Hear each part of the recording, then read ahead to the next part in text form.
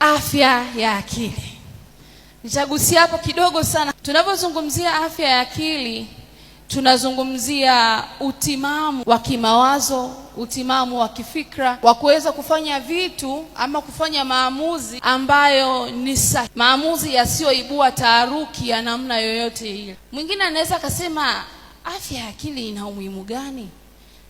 Afya ya akili ina umuhimu kama ilivyo afya ya mwili. Ni sawa na kusema afya ya akili ndiyo system ya mwili wako, ikiwa mwili wako sasa ndiyo kibebeo cha wewe halisi ambaye ni nafsi.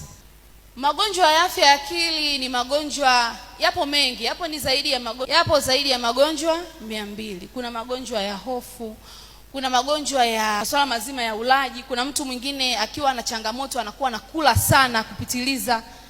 Hujawahi kuona mtu akiwa na stress anakula vibaya? Mwingine alikuwa ni mtu mwenye appetite vizuri tu, baada ya changamoto fulani kuingia kwenye maisha yake hana hamu ya kula. Lakini pia kuna magonjwa kama ya kupanic. Kuna mtu linapotokea tatizo lolote inabidi sasa tujipange kukuambia, kwa sababu tukikwambia yani bila kupangilia sentensi zetu vizuri, unaweza ukapaniki hapo ukapata shida.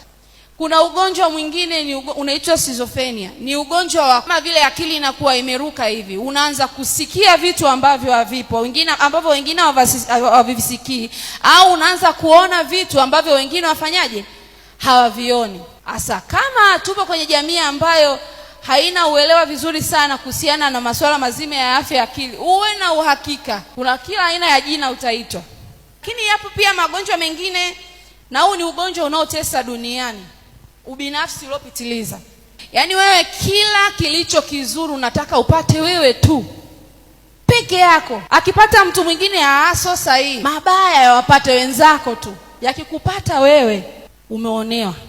Ni rahisi sana katika mazingira yetu tunayoishi, ni rahisi sana kuongelea tatizo la mtoto wa mwanamke mwenzako kwamba yule ameshindwa kumlea mtoto wake. Ikikupata wewe sasa. Na hii ni shida kubwa sana ambayo inatesa dunia ya leo. Ni lazima tuambiane ukweli.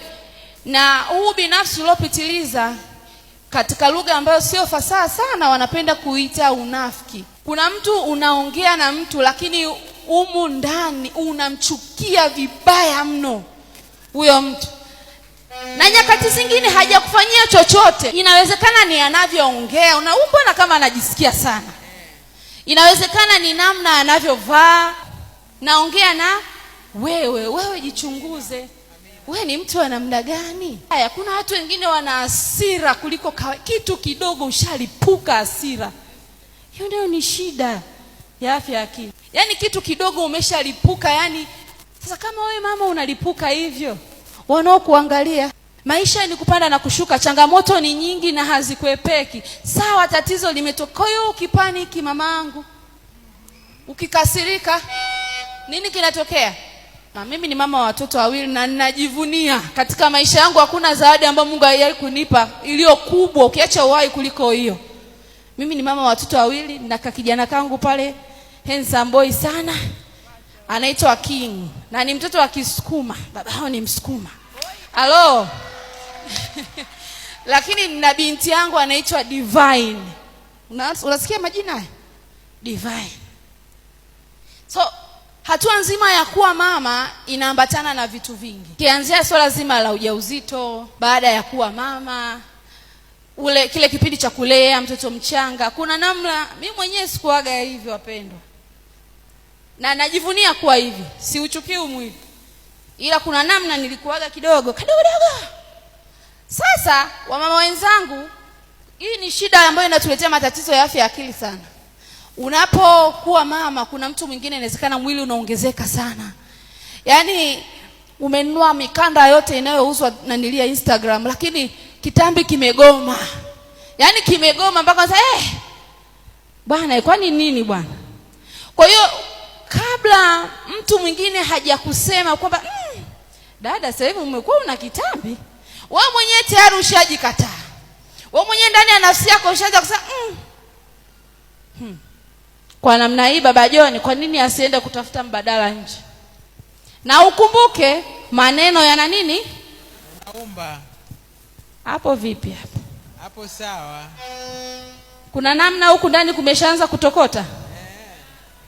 Kama kuna namna huku ndani kumeshaanza kutokota, mpunga mkono namna hii.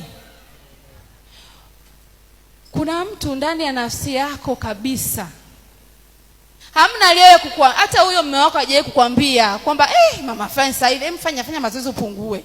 Hajakwambia. Lakini wewe mwenyewe tayari yani ushahama, haupo huko. Yani hujipendi tena. Dada, ulikuwa unaoga, unabadilisha nguo 3 kwa siku, huogi, huswaki, hupaki mafuta vizuri. Usishangae kuna mwanamke akiwa na stress hata mswaki apigi.